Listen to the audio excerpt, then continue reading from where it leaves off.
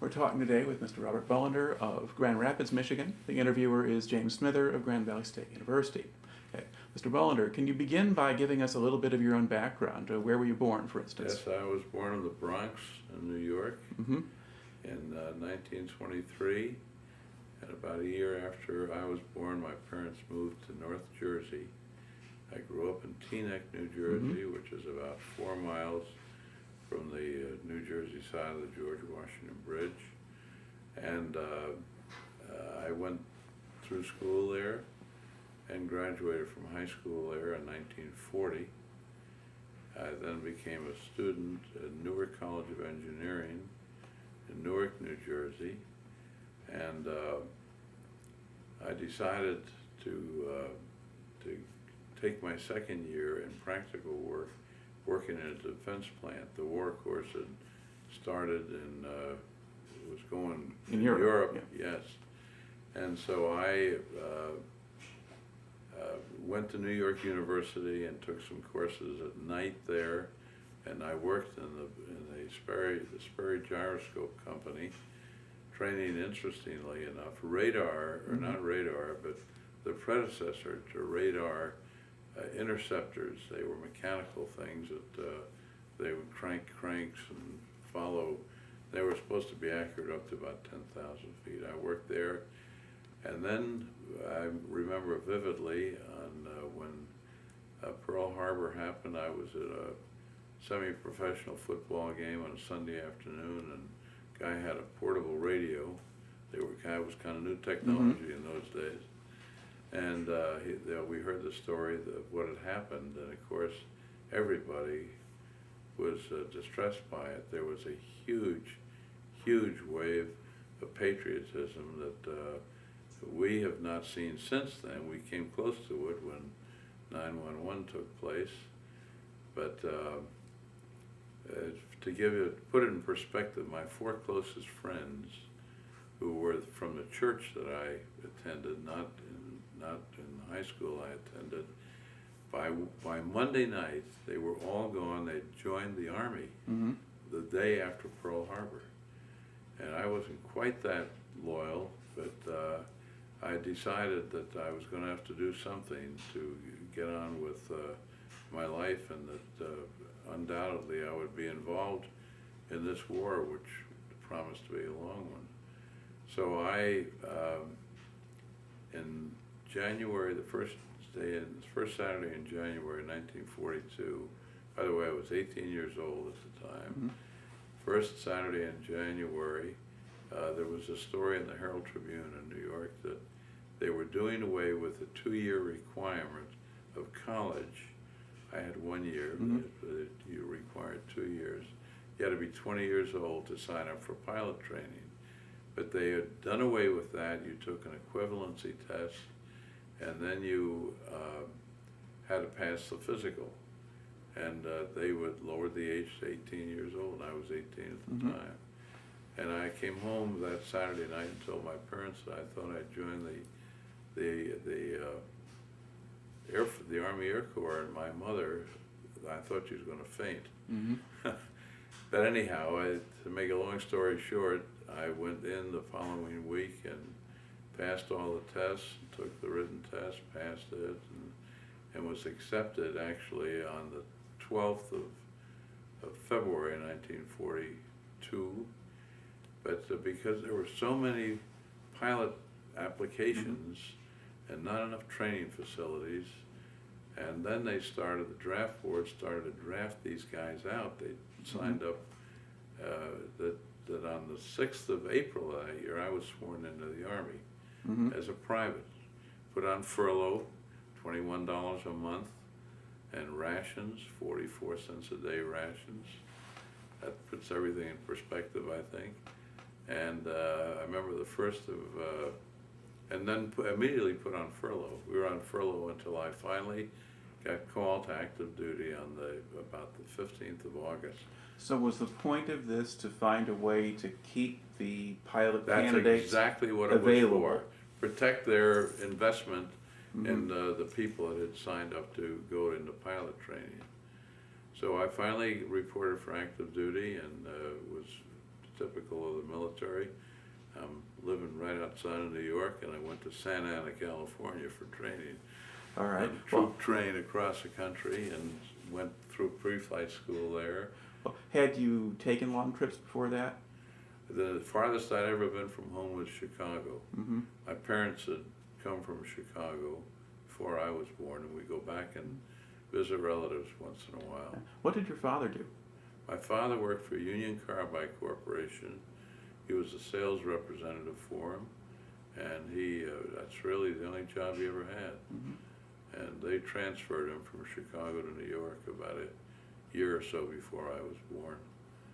And so anyhow, we went through pre-flight school, then we had primary flying school. And Well, what did pre-flight school consist of? Well, it was mostly refresher courses in mathematics, and we did aircraft identification, and a lot of drill work. They made soldiers out of you, you know.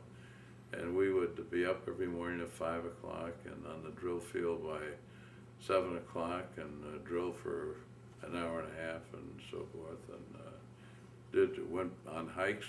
They were trying to make men out of these guys, you know.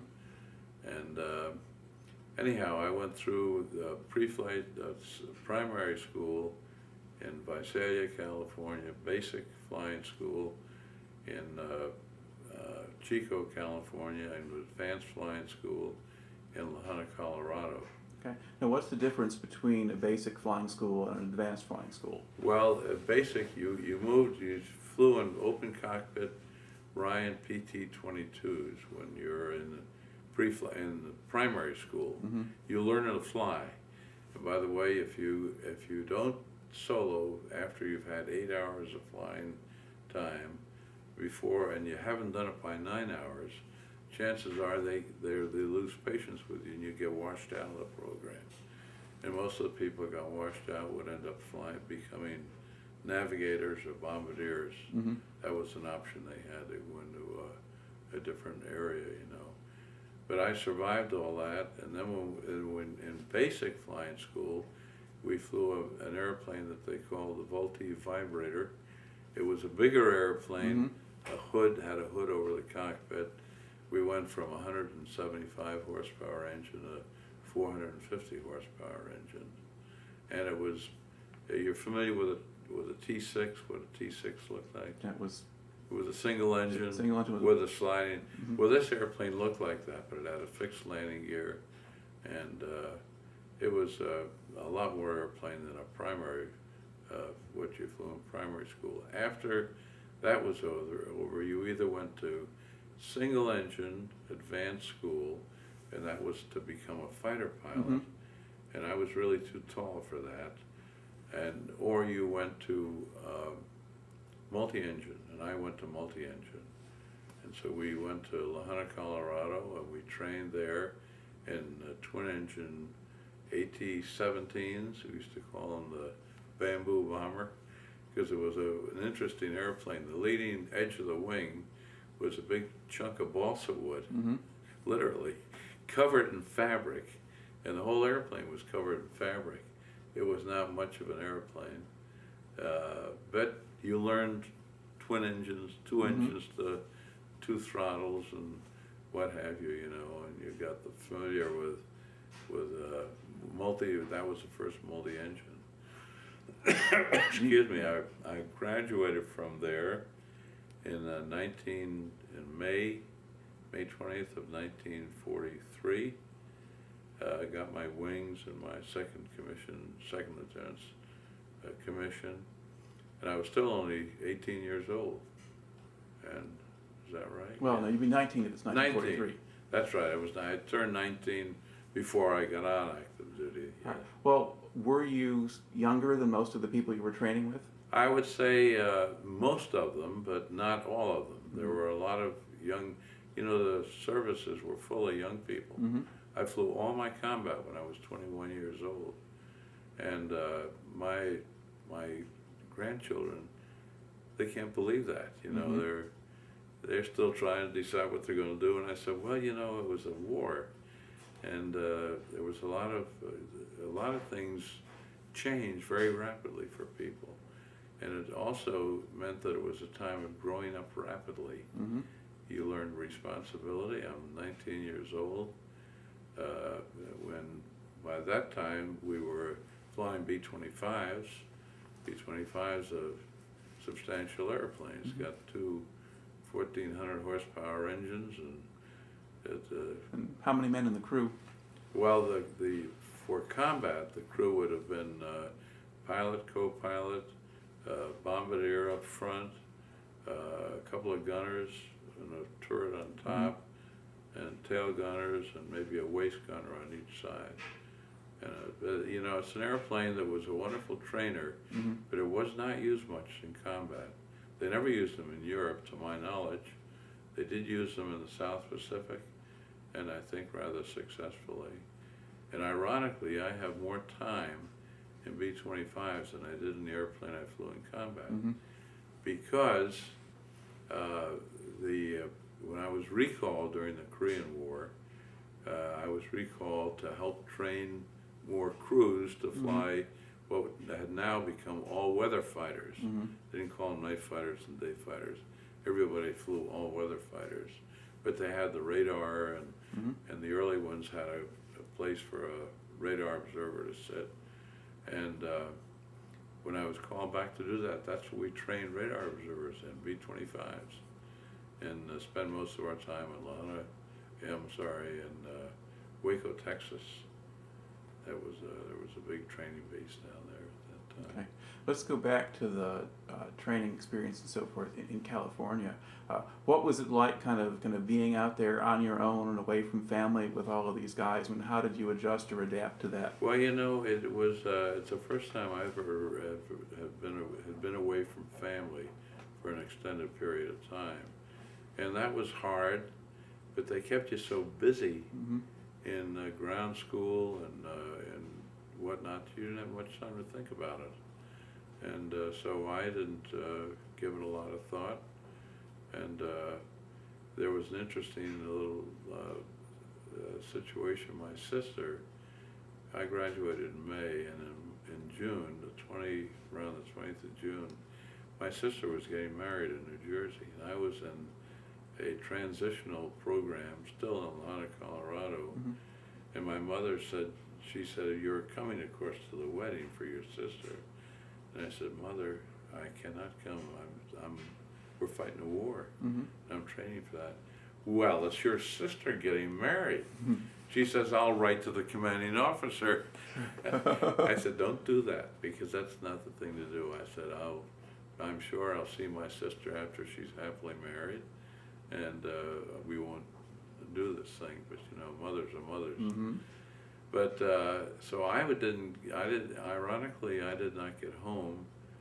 My first furlough was after I had finished this transitional B-25 training in Colorado, and I had 10 days between leaving Colorado, going back to New Jersey, and reporting to night fighter training in Orlando, Florida.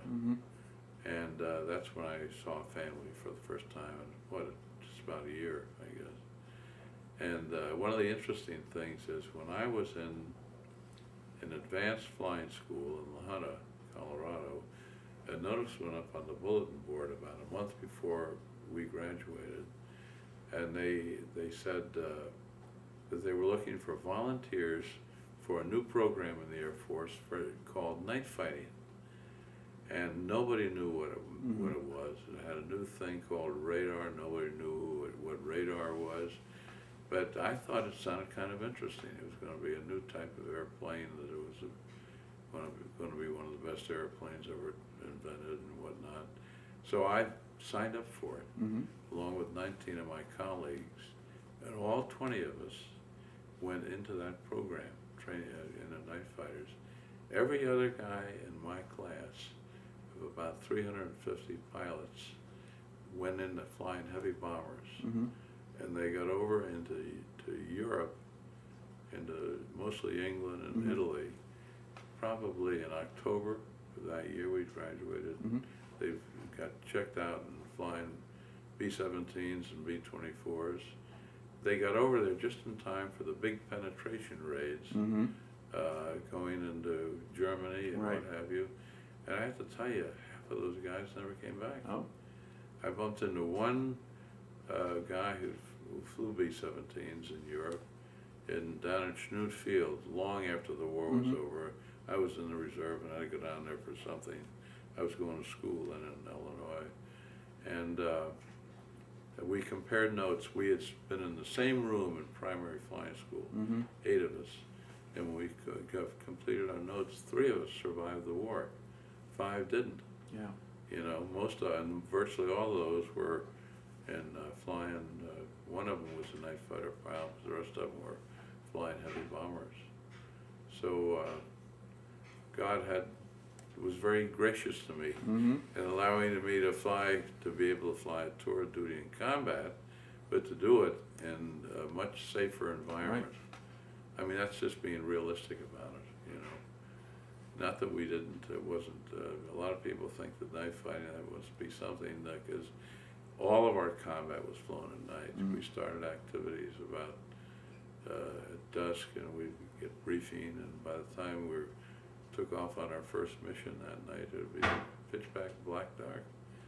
And I would say to people, the darkness, they said, that must have taken such courage. I said, on the other hand, the darkness was like a protection for us, Mm-hmm. you know, really, because they didn't have backward-looking radar in those days and what have you. So it was, it made it very, we loved the darkness, you know. Okay. Right. Now that's And getting a little bit ahead of ourselves. Let's go back Yeah. here to you signed up for this program. You get accepted into it. You have orders to go down to Orlando. Yes. What do you find when you get there? We get to Orlando, and we're in a program to get checked out in an A-20. And an A-20 is that, I showed it in one picture, they called it a P-70 because it had radar in the nose, and it was actually used in some theaters as a night fighter. Mm-hmm. And an A-20 was a fun airplane to fly compared to a B-25 because it was faster, Mm-hmm.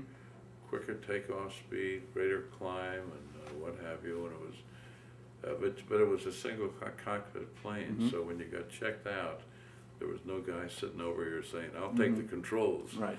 You had to get off and down on the ground properly.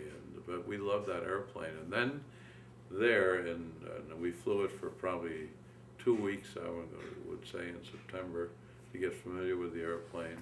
And in that 2-week time frame, I was introduced to my radar observer, Mm-hmm.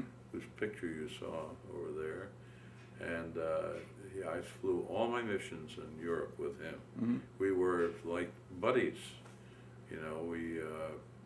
Then we after we left Orlando, 1st of October of '43, we went down to Kissimmee. There was an air base in Kissimmee.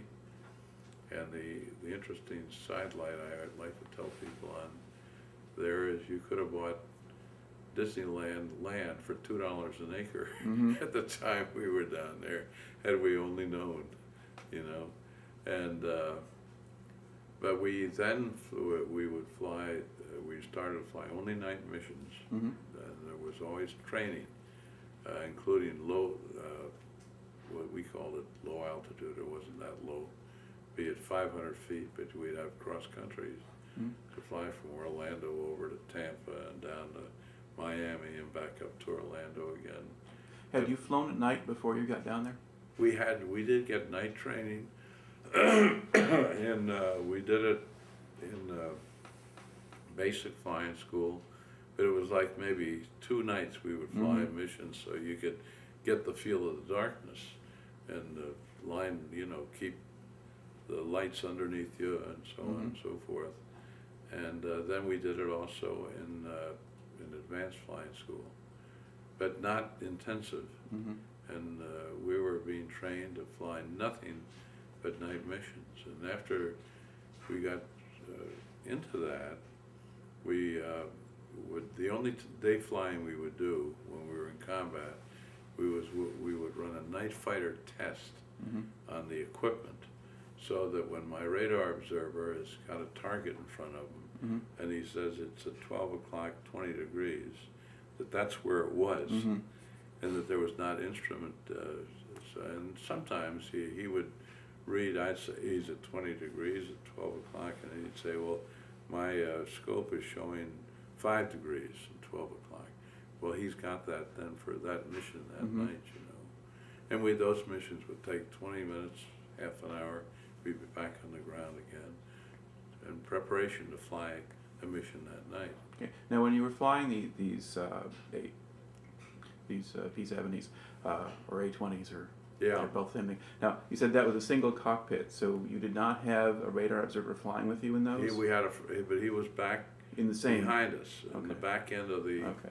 There was a compartment back there for, I think it was designed on the A-20 for a waist gunner. And so he sat behind us, and it was kind of the same configuration that we would have in the P-61s when we finally got those airplanes.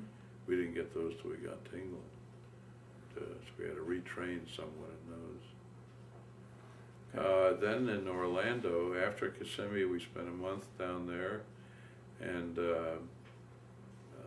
then we spent a month up in Dunellen, Florida, which is up west of Ocala, and there was more simulated combat conditions. We would have, instead of having runway lights on the runway, we would have 4 smudge pots down the one side of the runway, where you knew when you came in that if you were landing west to east, the smudge pots would be on your right. If you were running east to west, they'd be on your left. And it was, we didn't know what we were going to have when we got into combat. And they're training people now for Europe and for the South Pacific. So, and we lived in tents up there, not in barracks, like we might live in combat. So it was a much more rustic type training. And but by the time we finished that program, we were qualified to be combat pilots. What kinds of people were giving you the training for this? They were mostly pilots who had probably been through the same program we had been through 3 months before. You know, I mentioned I was 21 when I flew all my combat. My CO, commanding officer, who died about 8 years ago, he was 23. He was a lieutenant colonel, but you know, he got pleasantly caught, and he had joined the Air Corps probably a year before the war started, and through all of his training, and was actually flying observation planes when he likewise joined this Night Fighter program. And so suddenly he became an expert, you know, like over a period of a couple of weeks of intensive training. And he was a wonderful CO. And he stayed in the Air Force, by the way, and rose to the rank of Major General. Was a one-time commanding officer of the whole Air Defense Command system back in the years that we worried about atomic bombs and what have you, you know. Had a big job, important guy. Just talked to his daughter this morning on the phone, and she comes to all of our reunions, never misses them, you know. Okay. Tell me a little bit about what life was like down there in Florida at that point in time. I mean, was there anything in Central Florida aside from orange groves?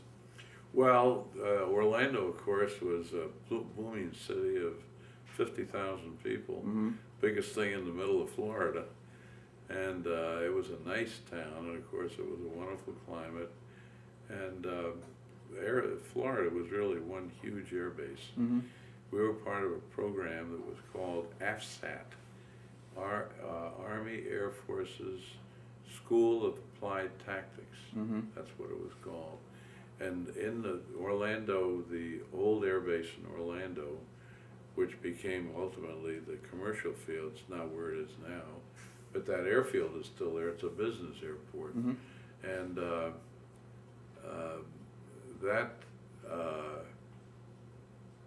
let's see, that became the headquarters for about 27 satellite fields around Florida. Kissimmee was one, Dunellen was one, and where we lived for 10 years down in Venice, Florida was one.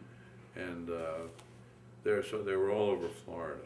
And it was probably at that time the biggest, quote, Air Force in the Air Force. You know, it was the phase of training. We got to get these guys trained and ready to go out and really fly combat. And the war had only started for us,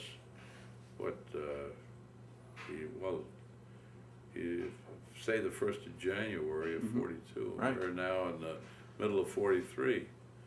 It always amazes me in retrospect to think that our government could mobilize such a huge fighting force, and a very effective one, in such a short period of time. And they had much less groundwork for that than most of the European countries. Exactly. So the plans had not been. We were an isolationist government over here. We didn't want to participate in any more wars. The World War I was the war to end all wars, and whatnot. But boy, we suddenly, and I had never flown. I'd never been up in an airplane before I joined the Air Force. So my first ride was in the back seat or the front seat of a PT-22 open cockpit airplane. And by the way, I learned to love flying. I really did. Did I do a lot of it afterwards? No. I didn't, accept that I was recalled for the Korean War. And but it was Florida was a wonderful training ground for what we needed. The weather was usually good. I was there from August, the middle of August, until the middle of January, and then the government, suddenly the Army Air Corps decided to move the whole program from Florida, which I thought was stupid, out to California, of all places. So I was finished training, awaiting assignment, and we ended up I was in Salinas, California from the middle of January until about the middle of March, when we finally got orders to go overseas. Now, in this period there, while you're out in Salinas, you're waiting for assignment. What did they have you do? Nothing. It was typical of what happens in the military. There's nothing really to do. We had, they had a rule. You had to fly at least 4 hours a month to get flight pay. So we'd always go out and climb in any airplane that was available and like 4 hours of flight time. And so it was kind of sad, really, that now it wasn't that we didn't keep up on what was going on, and we would have classes on aircraft identification, because when we got in combat, after we got a contact and we intercepted the airplane, the ground control radar would bring us from, say, 150 miles down to maybe 15 miles. And then my airborne radar observer would pick that target up on the screen. He'd take me down to a visual. And we had to identify everything visually, even in the darkest of night. And how did you do it? You did it with silhouettes and exhaust patterns on the airplane. You knew that the B-25 would have 2 engines and so forth. And could you see much of a silhouette at night? You could see, it's amazing, on the darkest night, if you're in the right position against the sky, you can see a silhouette. Some nights were better than others. And we weren't happy if it was a moonlight night, because you saw too much, and because although the Germans didn't have backward-looking radar, but if they get a side view glimpse of you or something, or they saw. Now, we didn't ever shoot tracers. We had, because they would give away your position. Yeah. So the first shell out of our guns was 20 millimeter, armor-piercing shell to break the seal on the guns. All the rest of them were explosive shells. And they'd put a hole in the wing about like that. You got a hit. We'll kind of deal with that once we kind of get out Yeah. to the planes that you're actually flying. Okay, so you're in Salinas for a couple of months, and then finally the orders Yes. come up to take you off. Yes. Now, before we continue, I'm going to pause this. All right. And I'm going to fiddle with.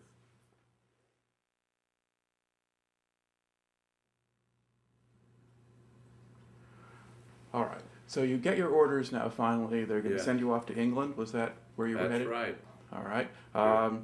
Tell us about that journey Well, over. well, it was, we finally, the orders came through, and again, there was a sense of humor to it, because the training command moves from Florida to California, and now we get orders to go to England. So we're on a troop train all the way across the country back to Camp Kilmer, New Jersey, and we reported in there, and we were there probably for a week. We were getting final shots and classes on how to deal with English people and things of that sort, you know.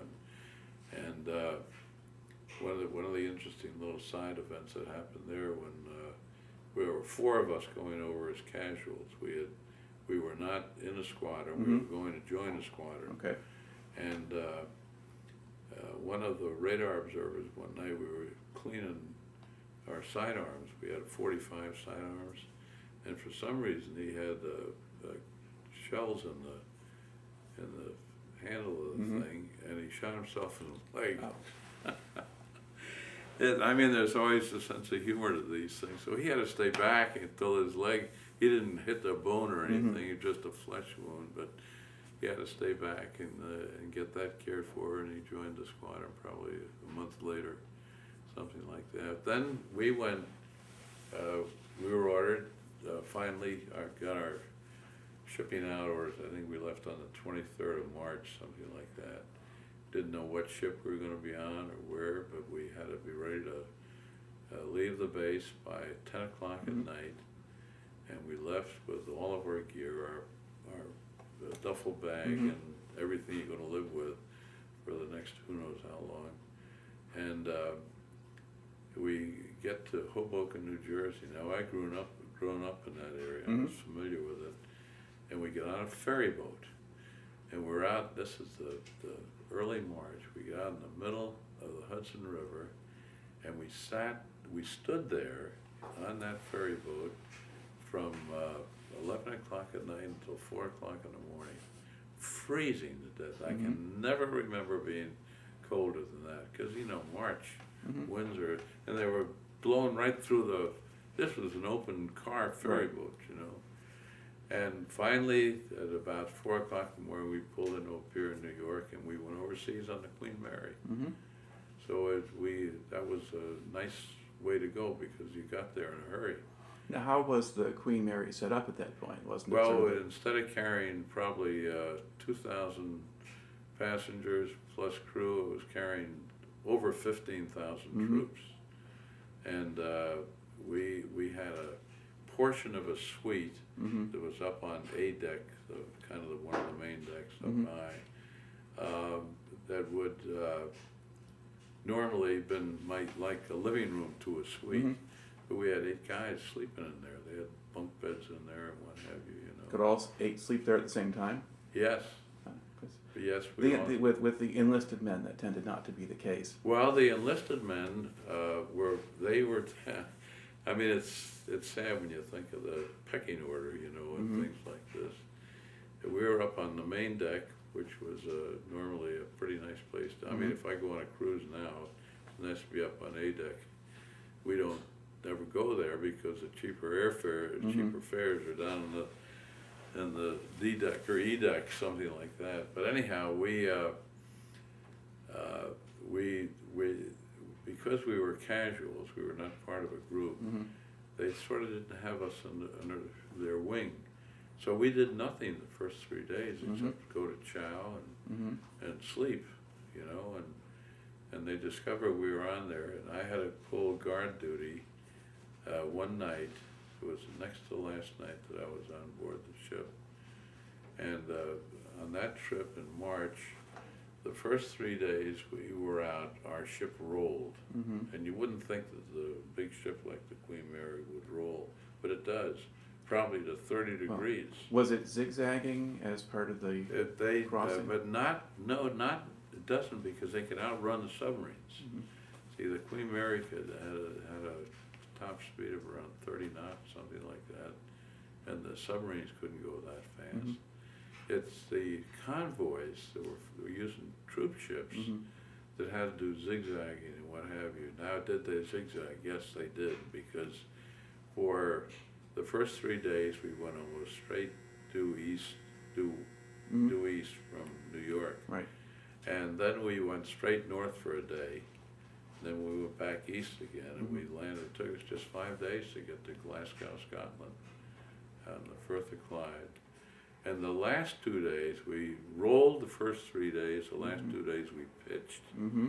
So that big ship was going, and that's when I was doing guard duty down in the hold from midnight till 4 o'clock in the morning.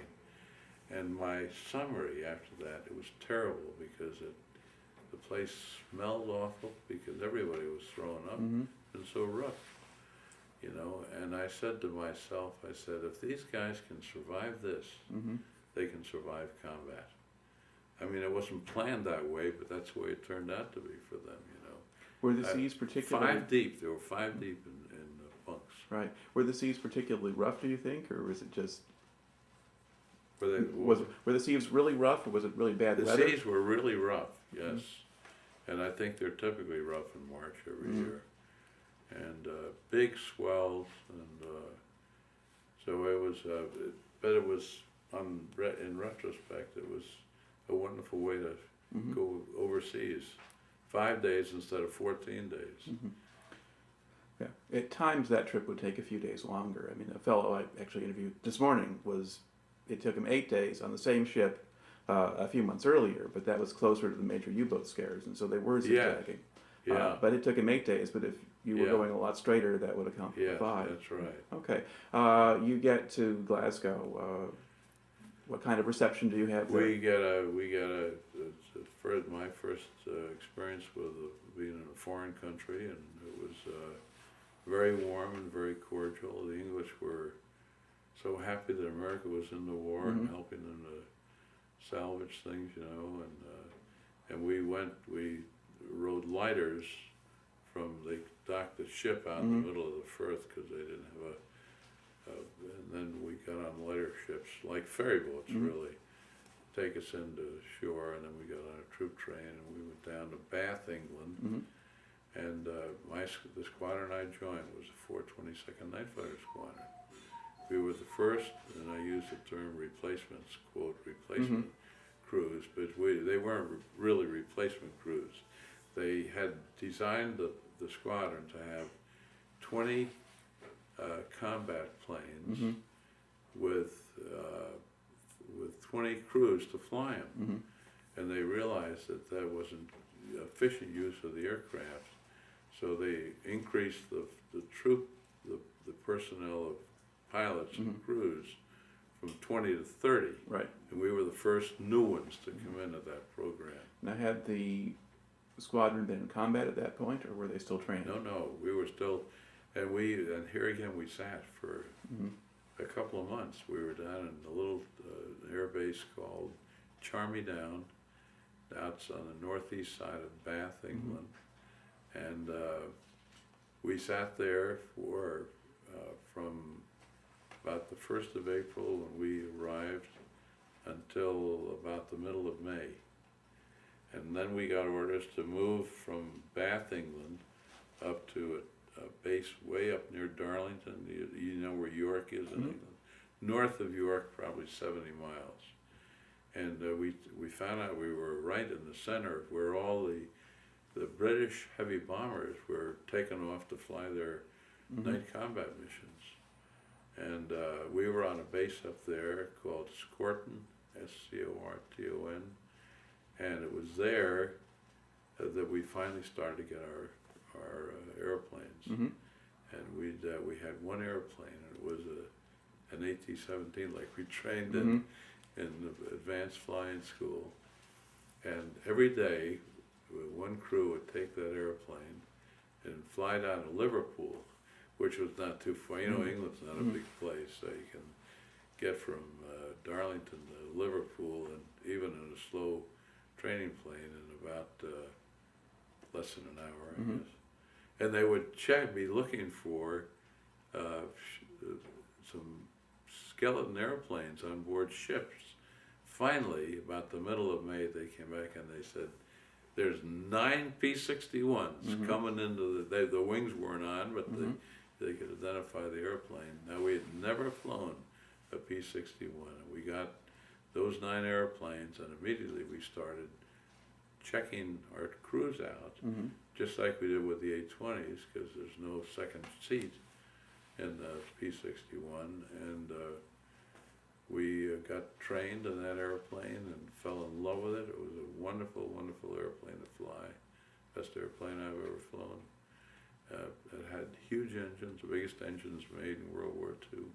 How fast could that plane fly? Well, it was actually the fastest fighter plane in the Air Force. At 20,000 feet, we could get up to about 420 miles an hour. And most most airplanes would top out at maybe 375 or 380, something like that. But we fell in love with the airplane and did a lot of, we were probably flying 5 nights out of 7 to get everybody current in the airplane. And then as kind of a scary thing happened. The British Night Fighters, they learned the trade because they had to learn it to save England. Right. You know, and but one of their ace night fighter pilots, they were flying Mosquitoes, which was a wonderful airplane. No reflection on the Mosquito. But here we'd fall in love with the P-61. He took the P-61 up for a ride and gave it a bad write-up. Thought it was clumsy and hard to fly and couldn't do this and couldn't do that. Well, a Mosquito was made of wood. It was a lightweight plane. Yes, that it might have was. in certain ways, it might have had very That's different right. qualities to fly. See, the P-61 weighed 28,000 pounds empty, and that's about 3,000 pounds more than a B-25 weighed. But one thing was these huge, the biggest engines made, same engines that were on B-29s. P-47s had a 2,000 horsepower engine. So we, after getting tuned into the whole program and falling in love with the airplane, the commanding officer of the whole Night Fighter program, Winky Kratz, I don't know what Winky stood for, but Kratz was his last name. He was a full colonel, came in our base. Now, the 422nd was here on the other side of the field. The 425th Night Fighter Squadron was falling in love with this airplane. And they called a joint meeting, this is the end of June, to tell us that we've decided we're going to scrap the P-61 and you're going to fly Mosquitoes instead because of this one bad write-up. Well, it was like a mutiny. You've never seen anything like it. I mean, there were guys that were saying, if we have to fly the Mosquito, I resign from the Air Force. You can't do that, of course, but that was the attitude that was going on around. So finally, one of our pilots said, I'll tell you what, Colonel, we will challenge the Mosquito at any altitude, any day in the week that you want to do it, on competitive runs. Jeannie? Yeah. I'll get the telephone. We've had family here. I'm bringing it to you, Derry. We were going to challenge the Mosquitoes. And so they took 2 of our crews down to Ford Field down in southern England. We're right in the midst of a combat Mosquito squadron.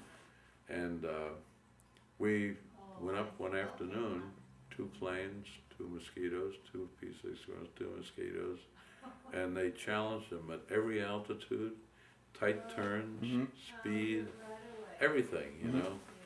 And we went on all accounts. So that saved the whole program for us. And so we then, about the middle of July, we went into combat in Cherbourg, France. That was still part of the beachhead because they had, you know, there was, we had Omaha Beach and those beaches where the British were east, and Utah Beach, and they had sealed off the Cherbourg Peninsula. So we loaned everything right out to the sea where the city of Cherbourg was. And that's where we came in there about the third week in July. So it was about 6 weeks after D-Day. Right. And we immediately went into combat, and we flew missions out of there.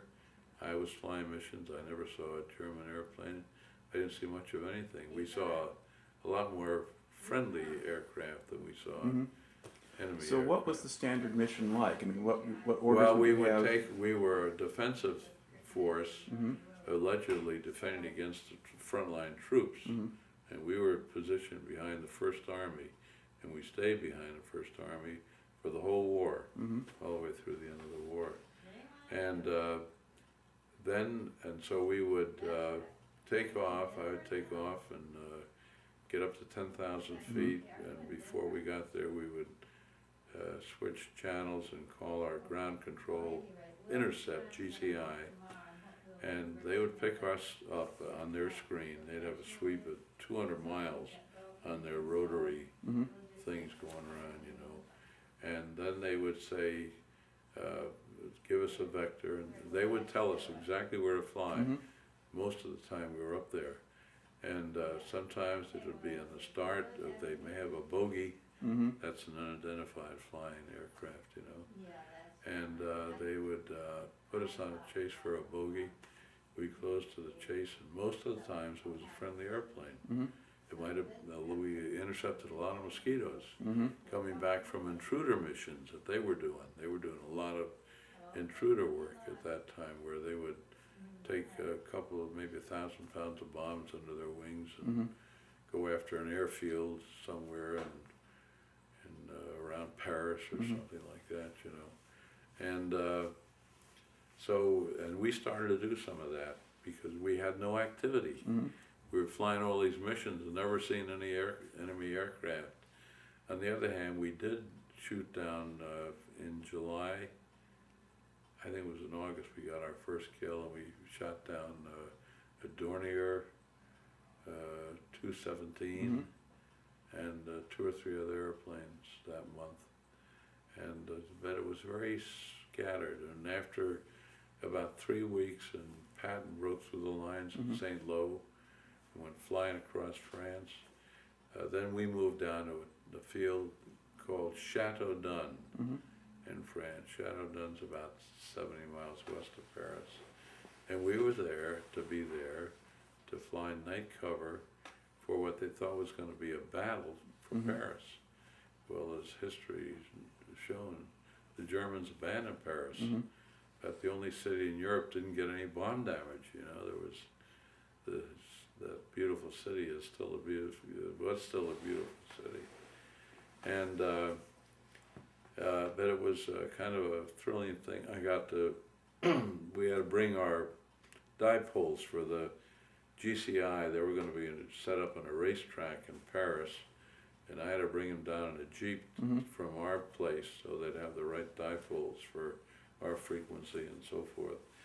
And as we did, riding down the 70 miles or so on the highways, every time you go through, there were flocks of people on the street waving, and girls coming up and hugging you and kissing you, and they were free for the first time in 5, 6 years. So you were getting into Paris, or then right after the liberation, right? Yes, Yeah. Okay. right. I was in Paris 3 days after it was liberated, just because I took those, I had that mission to bring those things, those dipoles in. But we were only on that field for 3 weeks, about maybe not even that long, 2 weeks, before we got orders, because everything was moving so fast, right. you know. The tanks, the biggest problem we had in the invasion was that Patton was outrunning supplies. And so we moved up to Florence, Belgium. And in Florence, we were, that's about 8 miles north of the French border in Belgium. And it had been a German night fighter base, but they had mined the runways and what have you. And we got there, they had repaired the runways enough so that they were bringing a lot of fuel in on B-24s, because it was a big airplane, they could handle a lot of fuel, you know, to feed Patton's tanks, really, you know. And we were there I was there until I left the squadron in April of 1945. The squadron moved then into Germany, and that's where I flew virtually all my combat out of that field. Florence, Belgium, Florence, Belgium. And Gene and I have been back there twice since the war. That was a wonderful experience. What kind of, was there much of a town there, or was it mostly just a base? It's a little small town, village really, the village of Florence. And we were about a mile, the base was about a mile outside of town, and we could walk the town. And we set up a little officers club and a storefront down there. And what we would do, we'd fly 2 nights of combat in a row, then be off 2 nights, and that's the way we worked throughout the whole war. And when you were on duty, you would fly usually 1 mission, which would be 2.5 to 3 hours long. So but you'd be on duty from dusk until dawn at night. And once in a while you have to fly 2 missions, and I was asked to do that the night that, and if I had missed, I often think, suppose I'd missed that second mission, where there were so many targets, if my guts would have held out, I probably could have shot down 10 airplanes, you know. Okay. Let's see, now, about when did you arrive at Florence? Florence, we arrived about the 15th of September, 1944. Okay. And over about the next 3 months before the Battle of Bulge starts, what were typical missions like at that point?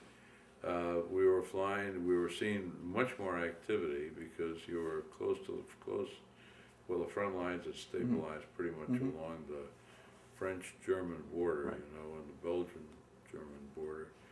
And I think of the city of Aachen, for example, changed hands about 5 times when we were the Americans would come in and capture it. The next day the Germans would counterattack and they'd win it back again. It was terrible fighting going on there. But so we were flying, again, mostly night missions, but we were doing a lot of intruder work, where we would, they were starting to get some of the old A-20s in there, and we were using them for precision bombing. There was one of the smart controllers on our GCI had figured out a way where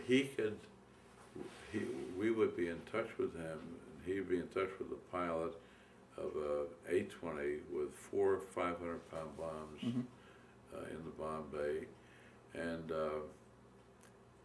he would do a countdown when he was close to the target that we were trying to hit, and the guy on the ground, 5 miles behind the front line, tells the pilot when to drop the bombs. Now this is early state-of-the-art technology, right? You know, and they could do it because and I never understood this, they were able to get down to a 1 degree, get accuracy from 1 degree out of 360, you know, rather than 10 degrees out of 360. And so we were doing a lot of that. I never flew any of those missions. I stayed in P-61s the whole time. And so all of my missions, we had the liberty of, if it was a slow night, of going down and shooting up targets of opportunity. You might see a train going along or something like that. And could you see those at night? Yes, you could usually, there would be distinguishing factors, you know. No, there were still a lot of smokestacks on That's true. trains, you know. Were the Germans flying much at night themselves? They were flying a lot at night, but not to fight us. Mm-hmm. They were going after the heavy bomber runs that come in from England. Mm-hmm. And you know, the British flew what they called a string formation. Our David bombers flew in tight formation to protect each other. But at night you can't see much, and so Right. they were one plane after another. Mm-hmm. It might take an hour and a half for 800 planes to make it across to where they dropped their bombs. And most of their bombs were going into the Ruhr Valley. Mm-hmm. We were probably 100 miles west of the Ruhr Valley. And so, and the bomber runs usually were running, 50 miles north of where we were stationed.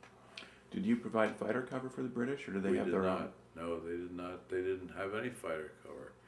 They counted on darkness to hide them. So the German night fighters would climb up and they would get into to these bomber streams, and it was like shooting fish in a barrel, you know. There's one night fighter pilot, and I understand he was over here about he lived through the war, that shot down something like 279 airplanes, and survived the war because they would get in these, and even towards the end of the war, they would get in formation and fly back to England in these things, and when the heavy bombers, after flying a 4-hour mission, dropped their landing gear, they go in and shoot them down. And so there were and so they wouldn't waste their time chasing an American night fighter. So we sort of had to find our own targets most of the time. The first airplane I shot down was in November of 44, and it was on a Sunday night, and it was over, it was down towards Frankfurt. It was on the south end of our territory, and when I finally we've got a visual, this plane was flying about 10,000 feet. I said, called my radar observer, and I said, if I'm reading it right, it's a Heinkel 111. And I was so shocked to see it. This is on about my 33rd mission that I'd flown, you know, that I actually flew up, you know, he's flying straight and level in a northwesterly direction, and I was down here, and I got up here where I could get a side view, and I could see the German cross on the side of the fuselage. So that was comforting to me to know I really was shooting at a German airplane. And my radar observer could look up and see the airplane as well, and he says it sure is a Heinkel 111. And anyhow, we shot it down, and it it wasn't difficult to do. With 4 20mm cannon all fired at one time, you're going to get strikes, and that didn't. The plane exploded halfway down, you know, and that was, and we determined, our intelligence determined that they were probably launching a buzz bomb, because that's what they would do. They would put the buzz bombs up on top of a Heinkel or some other heavy bomber, and point them in the direction of England, London, and then they would release them and let them go, you know. Did you do any intercepting of buzz bombs themselves, or? We did. We have, we got a book that I ought to give you. I know you would have access to a videotape with a book on tape. If I give you one of these, would you like to take it on? It's the history of our squadron. It's like a diary of the squadron from when we started in combat right up until the end of the war. And I'll get you a copy of that. I've got copies of it here, which you can take back with you with the other stuff. The first combat we flew, and combat's a questionable word because there was no pilots in the buzz bombs, was to go down on the south coast of England, and we were one of the airplanes that could catch a buzz bomb. We couldn't do it straight and level, because they would come in at about 4,000 feet, and we couldn't get up to 400, and then we go usually about 400 miles an hour. We could not get up to 400 miles an hour at that low level. If we got up to 20,000 feet, it's easy to get to 400 miles an hour ground speed. So we sent, I think it was 4 planes down to the south coast, and in about 3 nights' time we shot down 4 buzz bombs. And so that became another stamp of approval on the airplane, because we were they cruise at about 6,000 feet, and when they'd get a target, they'd stick the nose down, and they could catch them in a couple of bursts, and they would usually go. And then it was interesting, we shot 1 more buzz bomb down when we were now in Belgium, and it was our first ace, first guy that got 5 kills in our squadron, not counting buzz bombs. He shot a buzz bomb down one night near Brussels. And the problem was that the buzz bomb landed right in the middle of an American supply depot and killed a lot of people and what have you. And so they shut us down, and they said, let the buzz bombs go. They've got other ways to deal with them now. And one of the things they did is they would build a wall of flak going straight up. The buzz bomb had to fly through.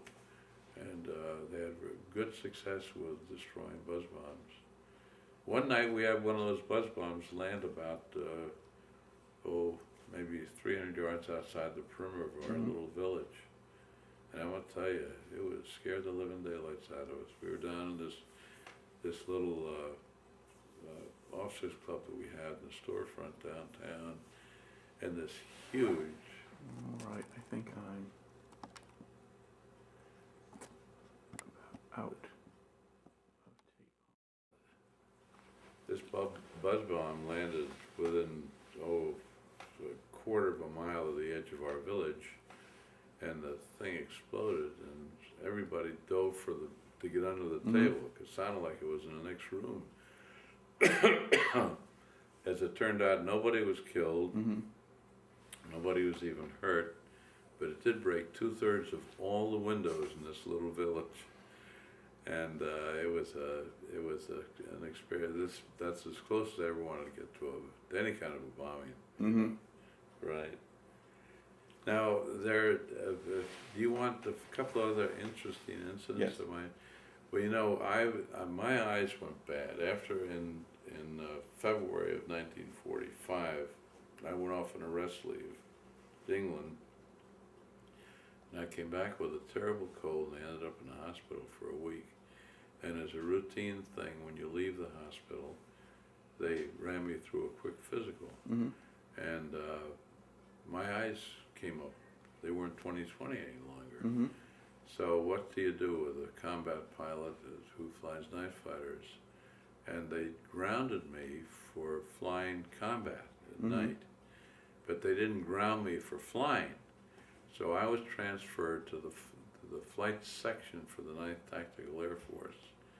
And that happened in early April of 1945. That's, I think, actually moving us a little bit ahead in the story. In well, a way. I mentioned that just to tell you that in March of that year, I was acting operations officer one night when our squadron was operating, and things were moving rapidly across the Eastern Front. And the weather was bad when we started the night off, so nobody was flying, and about 7 o'clock, I would say, in the evening, I got a call from 9th Tactical Air Force Headquarters to cease all operations. So, you know, everybody was ready to go out and have a party. They thought the war was over. They said, but stand... God. We were there testing our fire. So, I'm acting operations officer that night, and we got the order to cease operations about 7 o'clock, about 10 o'clock, but don't let your crews go. They stood by in our intelligence tent. And about 10 o'clock, I got a call that we could continue operations, but cancel 2 targets that you had when the evening started. That was for these 820s. We were dropping bombs, pinpoint bombing. And we did that, didn't think anything about it. The next day, the headlines come out in the Stars and Stripes that the Americans have captured the Remagen Bridge across the Rhine River. And our intelligence officer went back to the map and he checked the two targets we canceled. They were the towers for the Remagen Bridge. And it's conceivable, if the weather had been good that night, while the 9th Armored Division was flying across that bridge, shortened the war by probably 2 to 3 months over there, we would have been bombing them. So, you know, it was like Providence that we didn't, we were shut down that night. But that's an item that never made the news anywhere. Nobody ever knew about that except the people that were involved in it, you know. And then the other thing that was interesting, when I was transferred to the 9th Tactical Flight Section, we were, again, things were moving rapidly. Our headquarters had then moved to Weimar, Germany. And we were between Weimar and Erfurt. And I got orders one day along with another pilot to stand by. We were flying C-47s. They had a lot of C-4. We were taking troops down to the Riviera for rest leaves and back to England and so forth. And so we stood by, and when finally out came an entourage of weapons carriers and jeeps and what have you, and out climbed General Hodges, commanding general of the First Army, with his whole staff, and our general, General Steerley, and his staff. And we climbed in a C-47 and took off and headed east. So we knew we still didn't know what we were doing, where we were going. And we had a 4-plane, this was about a week before the war was over, 4-plane P-38 escort with us. And we landed at a field north of Leipzig in Germany. And that had been in German hands a week before. In fact, it was so recent that we were told by the tower there, which was a jeep or a little bubble along the runway, don't land on the runway. The runway is still mined. So land to the right of the runway on an east-west, from east to west, in the grass, and you'll be all right. And so our General Hodges, who was a 4-star general, and his whole staff left. They all got in vehicles and drove another 20 miles to Torgau, Germany, where they met with Marshal Zhukov. It was the first official meeting of the Americans and the Russians. And that was a piece of history, and we got to be part of that. And one of the great side benefits of it was that we, this other pilot and I, we just were kind of wandering around, and this base had just been taken over by the Americans, and we didn't know what we were going to do for as long as they were going to be gone. We weren't invited to go up on because we were just, you know, like being a taxi driver. Well, pretty soon a staff car came by, and the captain got out and asked us if we were the pilots for General Hodges' plane, and we said we were. And he said, well, General, I can't remember his name, he was commanding general of the 69th Infantry Division, who had taken over that area. He has invited you to have dinner with him for noon today. So we got in his staff car, and the one pilot sat on one side of the general, he was in the middle, and I was on the other side. And you know, we've been eating out of mess kits and whatnot for a year, well over a year by then, you know, and we got back, and we were told to be in that house over there at a certain time. We came in, and here's a banquet table set up with glasses, water glasses, and champagne glasses, and china and silverware, what have you. It was just it was a serendipity for us. And when he came in, he sat at the head of the table. It must have been 30 feet long, with people on both sides, and the lowest ranking guy was way down at the end, except for us 2 first lieutenants. I was on his right, and the other guy was on his left. Then I had a colonel alongside of me, and all protocol, you know. And it was the best meal I'd had in a year for lunch that day. So that was one of the little extra things that happened to me as a result of not being able to fly combat, you know. And then about a week after that, I was told that I'd been chosen to become General Steerley. He'd been on that flight with us, to become his personal pilot. Pete Quesada had been our commanding officer. He became Secretary of the Air Force later in his career, and he was rotated back to the States. And Steerley did not fly his own airplanes. Pete Quesada would come out the field, and if there was a P-47, he'd climb in and go to wherever he wanted to go, you know, or whatever airplane was there. And so I did that for about 2 months, I guess, something like that. And I found out that my squadron was going back to the States to retrain for the invasion of Japan.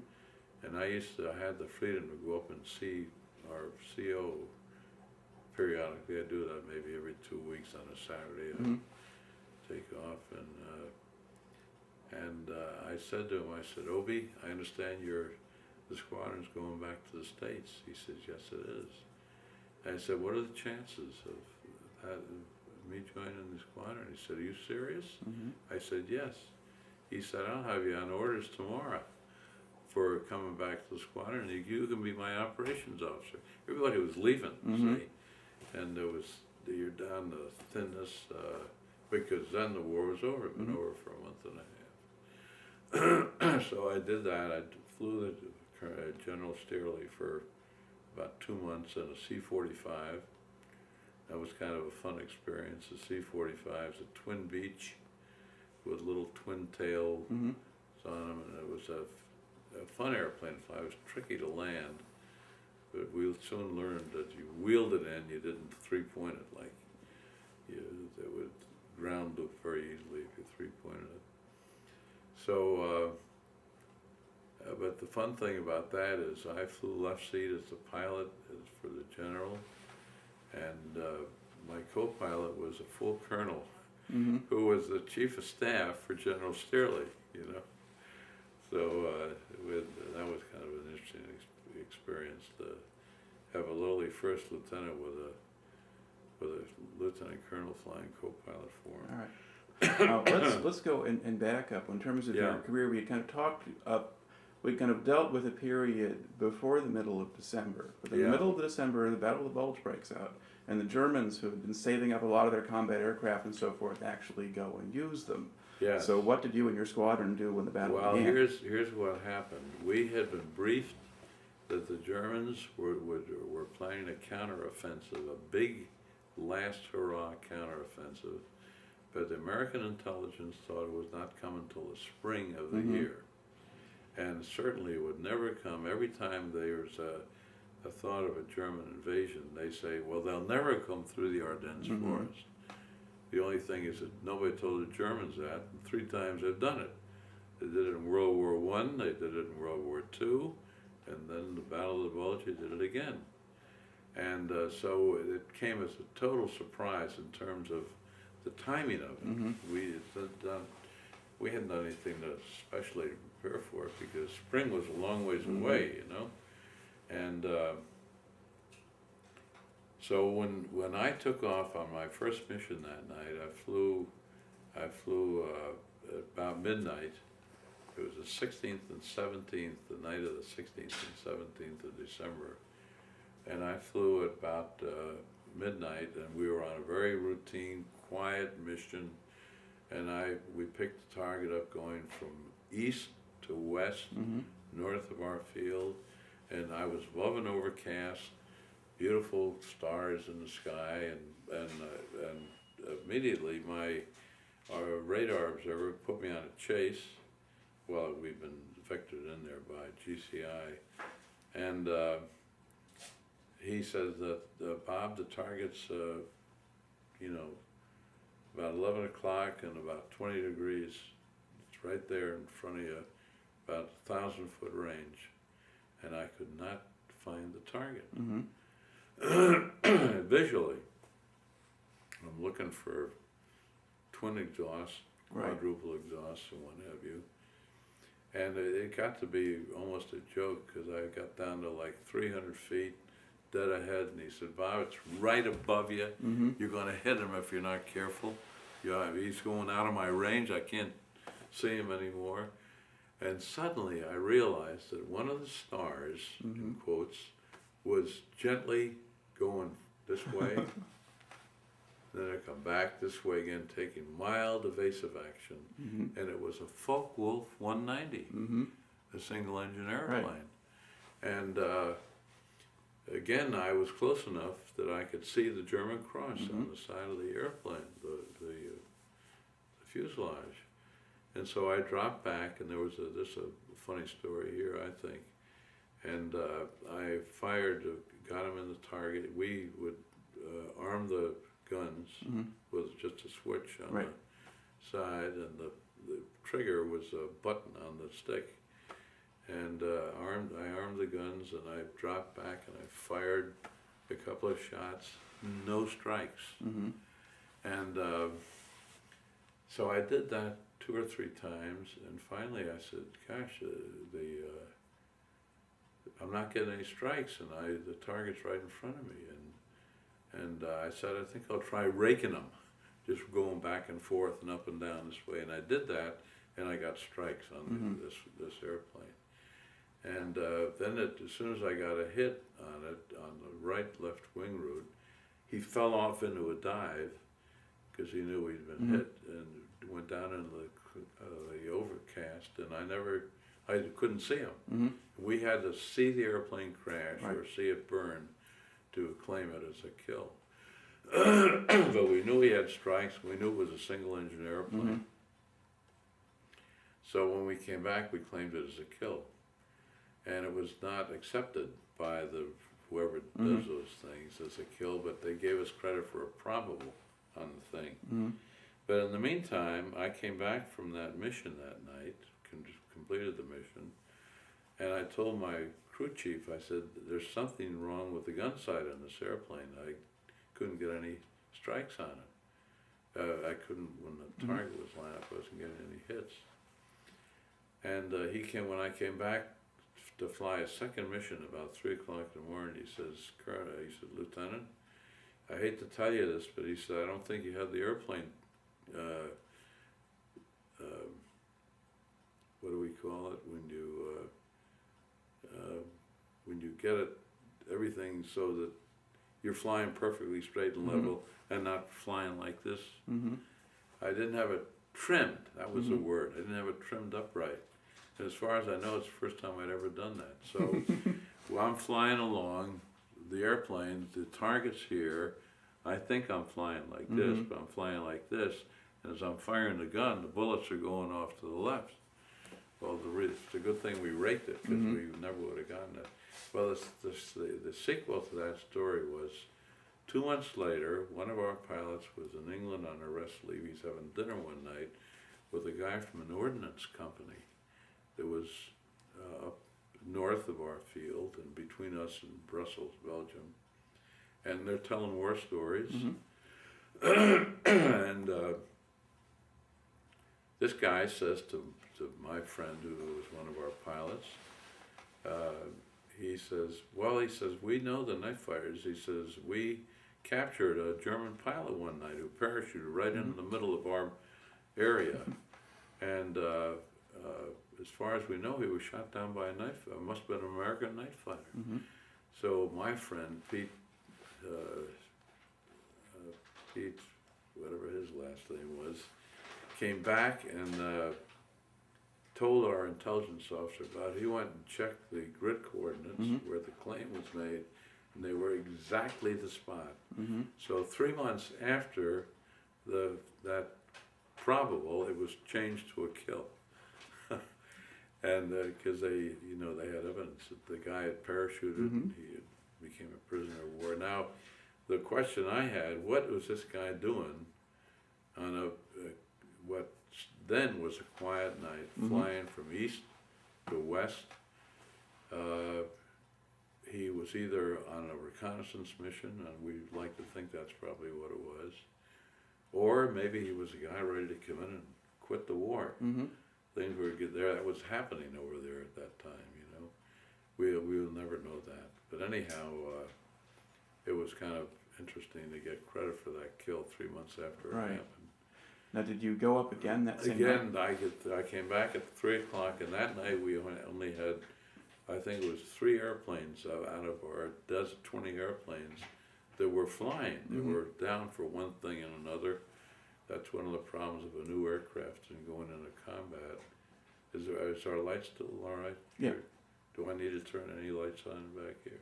I think we're okay for the time being. Yeah, okay.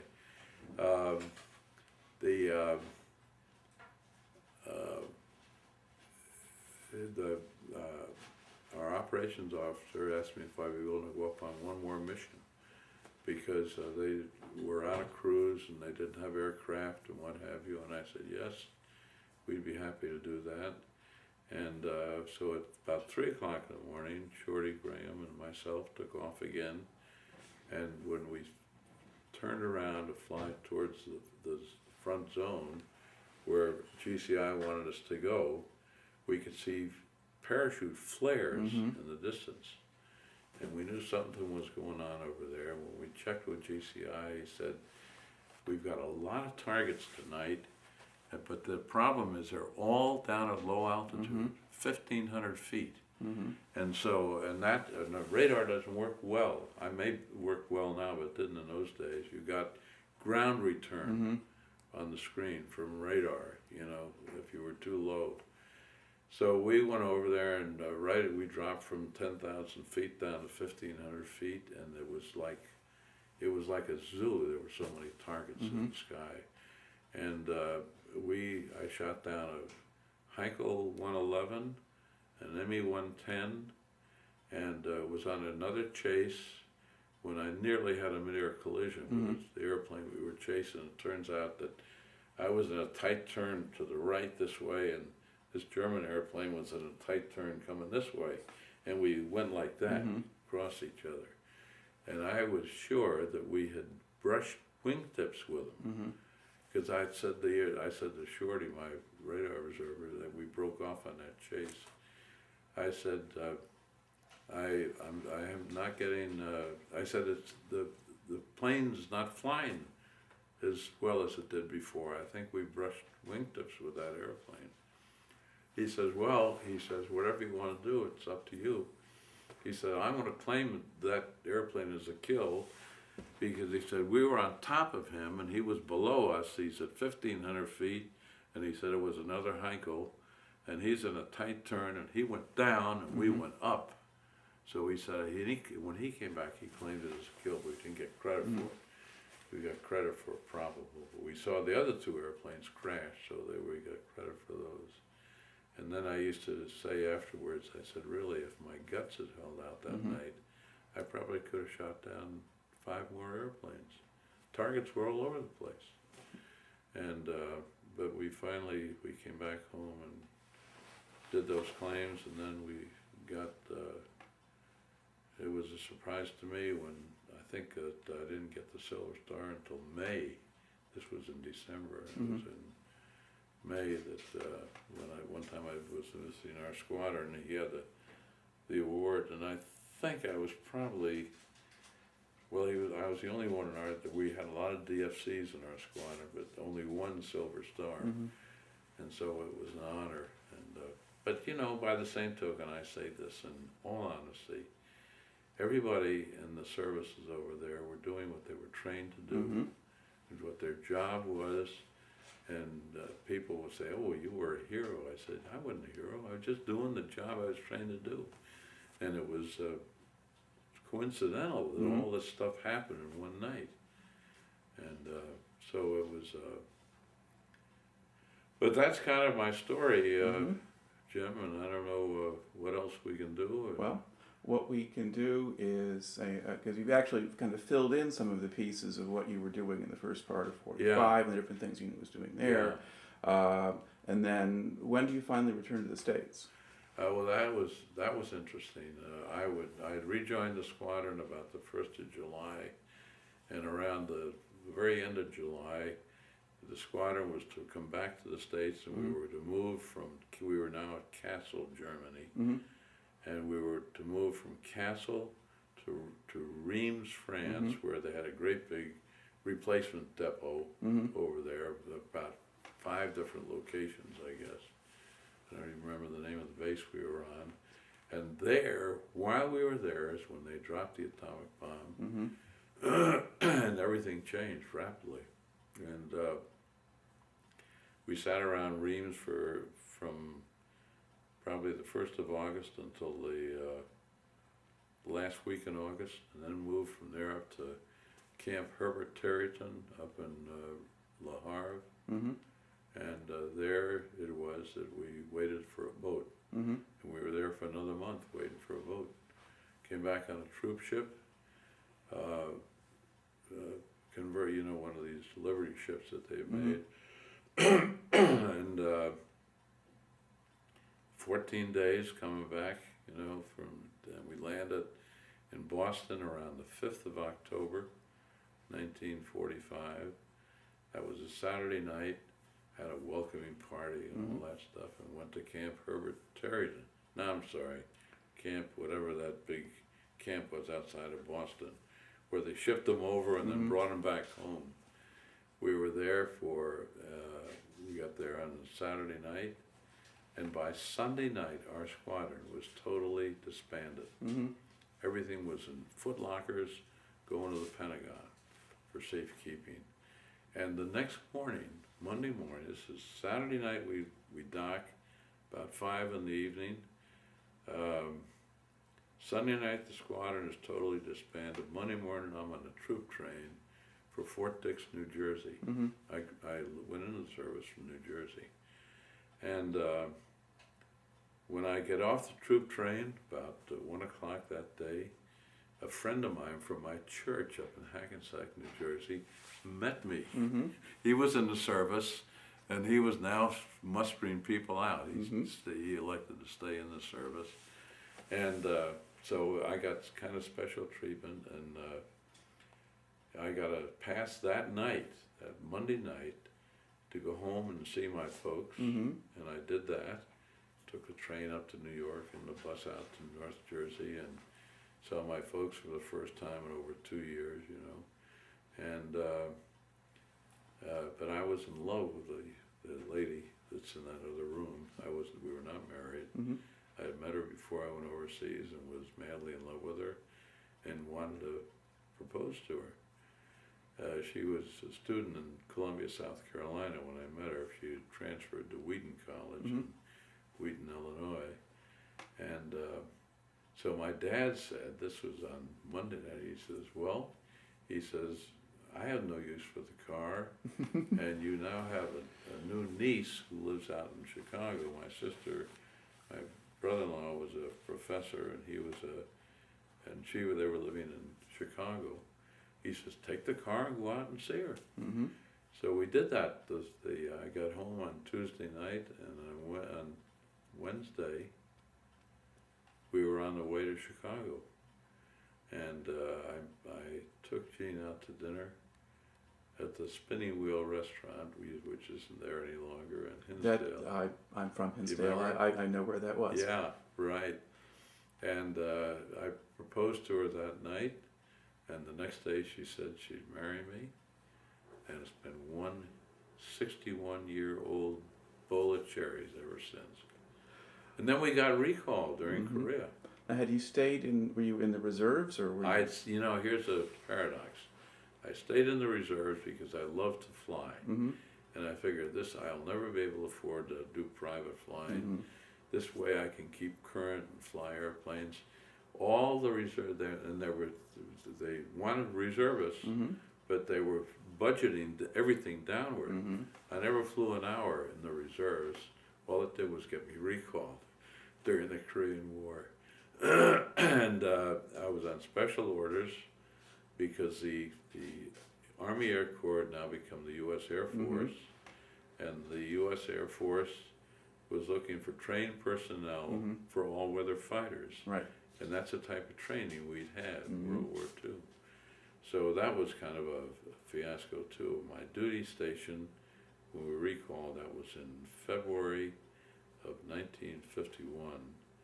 My duty station was Tyndale Field in Panama City, Florida. Mm-hmm. And we got down there, and turns out that the personnel officer said, "Boy, we're so glad to see you guys. This place is really hurting for trained personnel. How much jet time do you have?" Oh. Nobody had flown a jet. But when I was recalled, there were not that many night fighters. It was like Right. a big fraternity, Right. you know. And I was the first guy I met when I got to Tyndale was a fellow by the name of Garth Peterson. Our oldest son is named after him, Mm-hmm. you know. And so we said, well, there were 15 of us there on a Monday morning, and we said, well, you can't use us as cut new orders and we'll go home, get Mhm. back to our civilian life. Well, they were so hurting for personnel, you know. They're building, I mean, the Korean Mhm. War started Right. 6 months earlier, and they said, we'll find a spot for you. So I ended up going over the training radar observers and B-25s. We moved to Biloxi and we outgrew Biloxi, Mm-hmm. and then went to Waco, James Connolly Air Force Base, Now, Waco, Texas. did you bring your wife with you as you were going along? Yes, well, that's you got time for all this? Today, not a lot, but maybe we should interview her too. Yeah. Jeannie, Yeah. I'm going to tell a little story of your time in the service. Well, I had put her on a train. She was pregnant with our second son, who lives here in Grand Rapids now. And we had a 2-year-old, and she went out to be with her older sister. Her folks were gone. Did you call me? Yeah. I was going to tell this story, and you can get in on this. And after about 6 weeks, she was staying with her sister. About 4 months away from delivery, dearie, something like that. This is what the ladies went through when crises came. Mhm. And I was in Biloxi, Mississippi, and I called her. I had a dentist appointment on a Monday morning, Tuesday, something like that. Anyhow, I called her that morning before I had my dentist appointment, and I said to her, I said, "Sweetheart, I don't know about you, but I am so lonesome. I can't stand it. I want you to come down here and be with me." And she said, "I'll be on the next train." She was ready to make the move also. And then she said, "Where will we live?" And this is the gospel truth. I said, "I don't know." There were 10,000 people living in Biloxi, Mississippi, with 45,000 troops on the base. And housing was almost impossible. And here's where my words, I said, "I don't know, but God will provide something for us." Mm-hmm. And I left there, I hung up and I left, and I went, you know, you in the military. Were you in the military at all? No. Well, you're in the military, and it's your turn to go to a dentist, Mm-hmm. and the receptionist will say, "Go down to the 15th chair, and Mm-hmm. that chair's open, and the dentist will come and work on you." And I did that, and I sat in a chair, and pretty soon this delightful little Jewish dentist came up to me, and the first thing he said to me, before he introduced himself or anything, he said, "You don't know anybody that might like to sublet an apartment for a month, do you?" I said, "You better believe it." And I signed a contract with him on the spot. I'd never even seen the place, a little house. Mm-hmm. And as Jean said, when she got down, she arrived the next Sunday. As we got over there, and we said it was a nice little house, and it was very adequate for 2 people, and all the cockroaches that lived there as well. This is now in Mississippi or wherever Yes. it was. Yeah, that's right. Yeah. And so we were in there for a month until he came back, and by that time we requested an apartment on the base, which was a quarter of a barracks building, but we got into that and what have you. I was going to make a suggestion that why don't you join us for supper? We have a lovely Well, dining room down here, and they serve, and you can eat anytime.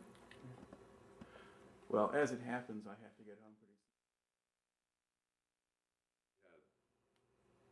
soon. Okay. We had a marvelous year and a half of active duty, and you know how the military is. You say that you wouldn't go through it again for $1 million, but you wouldn't have missed it for $1 million either.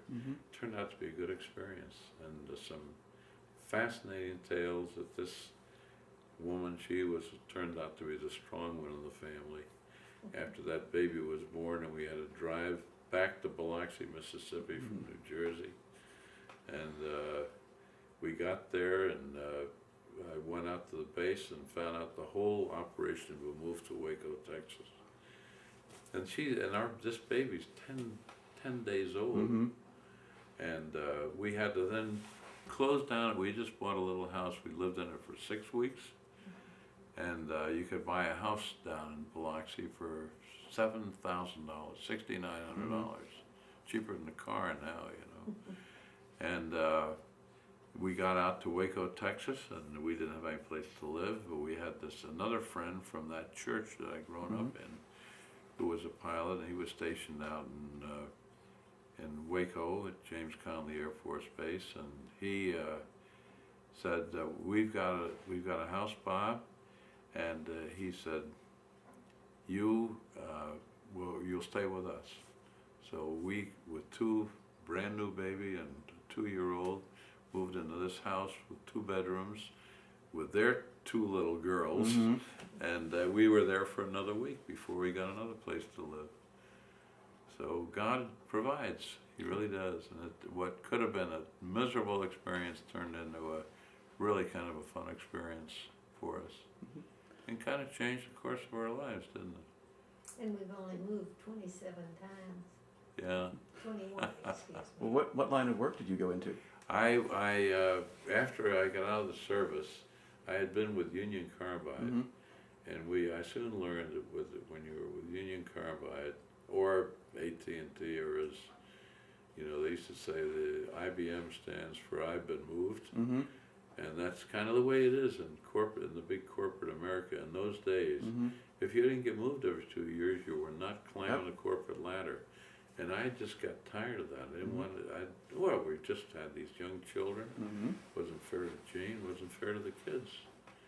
So I determined when I was in the service that I would probably change careers. And we went to work for a small publisher in Wheaton, Illinois. They were a trade publisher of trade magazines to the metalworking industry and the woodworking industry.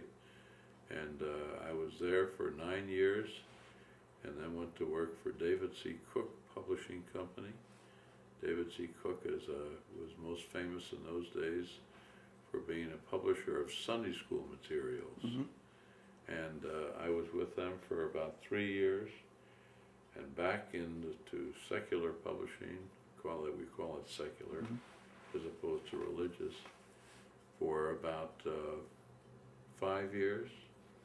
And we got a call from Pat Zondervan here, the Zondervan Publishing House, and he wanted to have dinner with me some evening in Chicago, and I met him up near O'Hare Field. We had dinner, and that led to my coming to Zondervan as sales manager for them in 1969. We were here for 9 years, fell in love with Grand Rapids, a wonderful place to live. I think you'd agree with that. Really is. And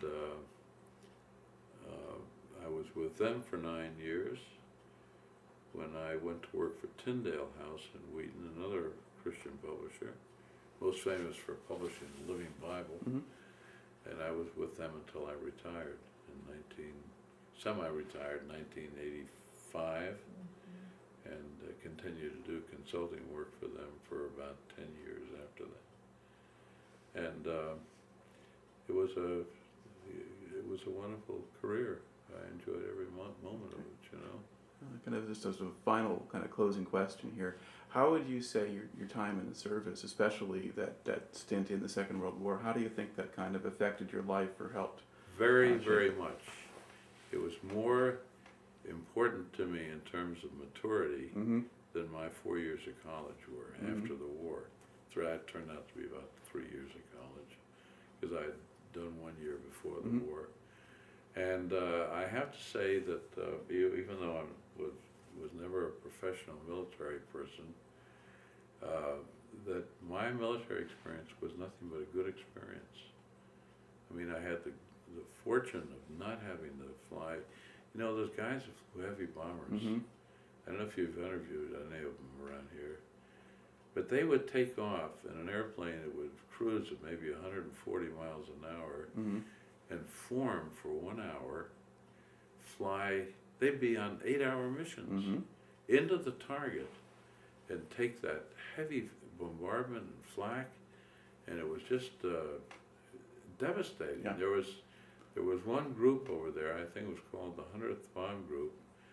A group would have 27 airplanes, 3 squadrons of 9 airplanes each. And they've sent 27 airplanes out on this one mission, and 1 airplane came back. All the rest of them were shot down. Most of them died, some were ended up in prison camps. Yeah. A lot of those units had some of the highest casualty rates in the war. They did. Yeah. The 8th Air Force had the highest, on the basis of people participating in combat, against not just support people, but the people that are actually doing the fighting was much higher than infantrymen or anybody else during the war. It had the highest rate of casualties. Yeah, there were a few other odd corners of, or like the submariners who Yeah, didn't that's as true. badly. But yeah, it was particularly Yeah. nasty as far as that went. So, and you know, if I feel if I'd ended up flying heavy bombers, I probably wouldn't be here today. You know. You may have thought you were being adventurous when you signed up for the Yeah, new aircraft. that's right, and it was adventurous. It was a new aircraft, and most, you talk to 9 people out of 10, they don't know what a P-61 is. And in fact, I've got a model I want to show you in here. I should have had this when we were on the video. I thought of that, honey, I wondered if you wanted it. This is an artist rendering of the P-61. Are you showing the one that's on the wall?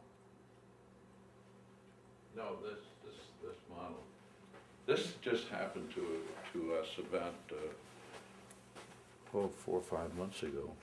That's my airplane. That's an ME-110. That's one of the airplanes I shot down. This was done by an artist out in Iowa. Bring mine behind you. Yeah. Not in there. Here, let's see if I've got that. That will show up at least a little bit there, but we'll have, we've got another image of you that we'll Yeah, have in that's the right. archive with that with you in the plane. Yeah, yeah. But so this guy called me, the father of the artist called me, and he, when I found out about it, I said, how come I never knew about this thing? He said, frankly, Mr. Bolinder, we thought you were dead, which is happening to most people. There's a model of the P-61.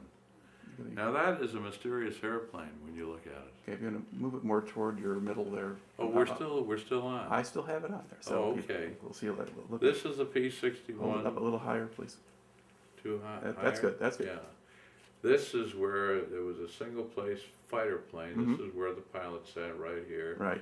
This position was for a gunner, and this was a remote controlled turret that sat on top of the airplane. However, our squadron never flew one mission with a because all of the turrets were going to B-29s in World War II, and we didn't need them because we had slung underneath the plane, right down under here, were 4 20-millimeter cannons, and you couldn't do them. And then our radar observer sat back here. So the only way we could communicate back and forth was via radio. But this airplane had 2,000 horsepower R-2800 engines, and with water injection, we could, and superchargers, we could kick it up to about 2,200 horsepower on each engine. So it was exceptionally fast. It was the fastest airplane in World War II. Some people would dispute that, but I think it still gets credit for that. And by the same token, it was an incredibly safe airplane to fly. When we would get airborne, we'd be airborne at about 90 miles an hour. You could stick the nose up and climb about 3,000 feet a minute, which nothing could happen because we had all the power in those two engines. When we would land about, actually you'd be touching down as low as 70 miles an hour. That's about 20 miles an hour faster than a Cessna will land. So with all that big 27,000 pounds of weight, it was an incredibly safe airplane to fly. And everybody who flew it loved it. Absolutely loved it. Except the one Englishman, but he lost. The one Englishman. He finally agreed that it must be a pretty good airplane. All right. Well, thank you very much. You're so welcome. It's been a delight to be here, and I'm grateful that I'm still around to be part of the project, to put this in the archives in Washington. It's wonderful. All right. Very, very good. There Thank you, Jim. Appreciate it.